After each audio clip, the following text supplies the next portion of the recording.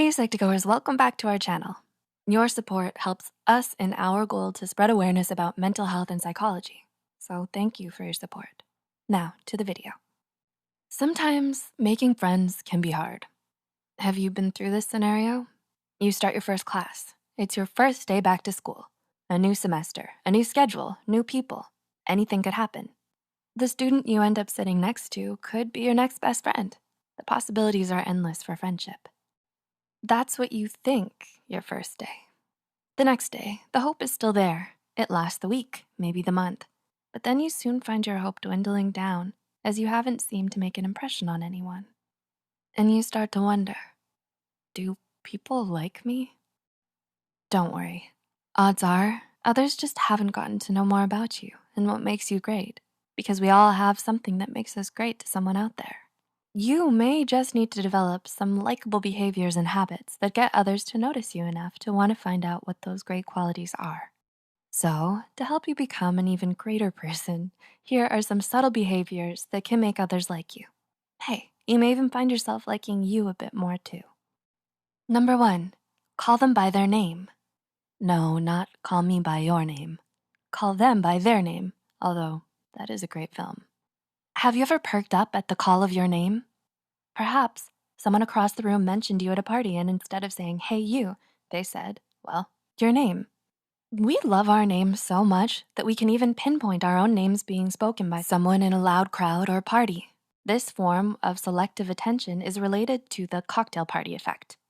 While in a crowd or loud room, we can hone in on a specific conversation of our choosing. More importantly, if our name is spoken nearby, even when we're focused on another conversation, we immediately perk up and recognize that someone is talking about us. Think about it. It not only makes you focus more when someone says your name, but it makes you feel better knowing they actually bothered to remember it. Try taking a mental note of each individual's name when you meet them, and think of a related image to help you remember them. Number 2, give genuine compliments when they cross your mind. Everyone loves compliments, and we can usually tell when they're genuine. Next time you meet someone and notice something you like about them, don't hesitate to tell them. It's best to let others know the great things about them. Wouldn't you want to know if someone is thinking highly of you? When we speak of others in a positive light, people will associate the traits we use to describe that person with ourselves. This happens when we talk about someone to someone else. This is called spontaneous trait transference, and it occurs when communicators are perceived as possessing the very traits they describe in others.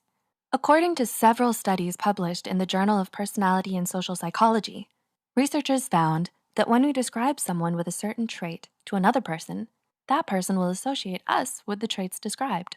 So, it doesn't hurt to give someone you just met a compliment, like your lab partner, Derek, who always aces the quizzes, or the student sitting next to you with a great sense of fashion.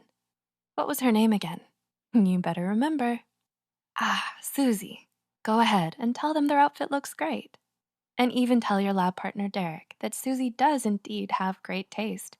He may even associate that compliment to how great you are in the process. I'm sure they would love to hear nice things said about them. Wouldn't you? Number 3, spend more time with them. Want a secret to getting someone to like you? Try spending some time with them. This doesn't necessarily mean you have to ask them out right away if it doesn't feel quite right or natural, but it can mean sitting with them at lunch, or perhaps you want a coworker to like you. Get to know them by having a quick coffee chat with them. It never hurts to try. It's best to make socializing with others a habit if you want to make friends. According to the psychological study by R.B. Zajonc, the mere exposure effect is a psychological phenomenon in which people find themselves preferring someone or something simply because they developed familiarity with them. When a person is repeatedly exposed to a certain stimulus, that person develops familiarity with the stimuli and therefore prefers its presence. This is why certain products and ads are constantly being repeated during your favorite program's commercial breaks. The more familiar you are with something, the more you'll start to notice it. And if they turn you down when you ask them out, it's definitely their loss anyways. Number 4, you don't need to be perfect. There's no such thing. You may think that you have to appear perfect to attract others your way. How could your friend possibly like you if you don't ace every single test? How could they admire you if you don't look extremely fashionable every day? Props to Susie though. How could anyone ever get to know you if you don't have the perfect vocabulary? Well, hate to break it to you. Well, actually, I want to break it to you, but people don't actually care that much. While you might think otherwise, often people find this so-called perfection intimidating, distant, or unattainable. Yeah, I know, not even perfect is good enough. In fact, people may find others who aren't superbly perfect and who even possess the rarity of these so-called flaws as more attractive. In a study, researcher Elliot Aronson had people rate fake test takers based on their attractiveness. Test takers would either do great on a test, mediocre, or poor. The imperfection? Some test takers would act clumsy and spill coffee at the end of the interview. After, their scores were revealed. People rated the test takers who spilled coffee at the end of their interview the highest on the attractiveness scale, meaning people want to see that you're intelligent and capable, but that you aren't perfect.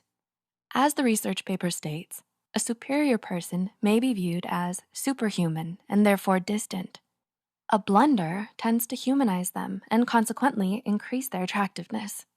Poor test takers, mediocre test takers, and even great test takers were still rated lower than the superior test taker who scored great and spilled coffee at the end. Others may be intimidated if you come across as perfect and make no mistakes. They want to see that you're human. But when you show you're capable and yet still relatable as a human being who makes mistakes, people tend to like you more. Number 5, look to the positives first. You know that one person in a group who always has the nicest and most positive things to say? Do you ever feel an aura of happiness and peace when around them? They never seem to complain, and when they do, it's only because of a particularly important reason. Like, there was a hair in my taco salad order. Something like that. They seem to emit this bright, positive energy that makes others gravitate towards them. Why can't you do the same? A research paper from the University of Hawaii and Ohio State University suggests that many individuals can unconsciously tell what mood you're in just by being around you. Seems fair, right?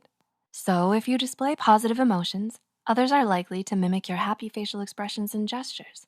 Therefore, they're likely to feel positive emotions around you and want to be with you more. Meaning, if you go ahead and try to look to what makes you happy first, others will like your company and ultimately you. All you have to do is make it a habit to look to the positive of a situation before the negatives. Because others love to be near someone who is happy. And if you can find the light in any dark situation, isn't that something to be happy about? Number 6, you actively listen and let others talk about themselves too. When we try to jump into a conversation and interrupt someone with our own thoughts on the subject prematurely, it can backfire. As much as we humans love to talk about ourselves, it's important to realize others want to talk about themselves too, which means if you let them, they may just like you a bit more. Harvard researchers discovered that taking the time to talk about yourself can have its rewards. In one of the 5 studies, subjects sat in an fMRI machine and had to respond to questions about either their own opinions on a subject or another's. Regions of the brain associated with reward and motivation were most active while talking about their own thoughts on a subject, as opposed to others. In fact, the need to talk about ourselves is so strong that in another study conducted by Harvard researchers, some subjects even declined money to talk about themselves more. As the research article states, self-disclosure was strongly associated with increased activation in brain regions that form the mesolimbic dopamine system, including the nucleus accumbens and ventral tegmental area. Moreover, individuals were willing to forego money to disclose about the self. So go ahead and let your company talk about themselves for a while.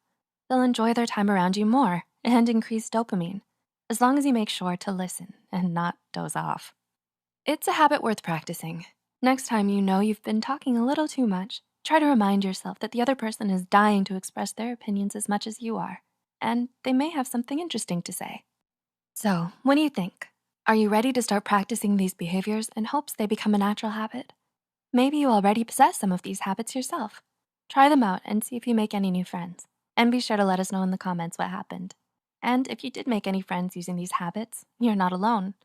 Susie and Derek have been practicing too. And now they're the best of friends. They're just so positive, fashionable, and intelligent. And clumsy with the coffee too. If you found this video helpful, don't forget to press the like button and share this video with someone who might need a friend. Hey, reach out to them with this video, and you might develop a friendship that will last the tests of time. Subscribe to Psych2Go and hit the notification bell icon for more content like this. As always, thanks for watching.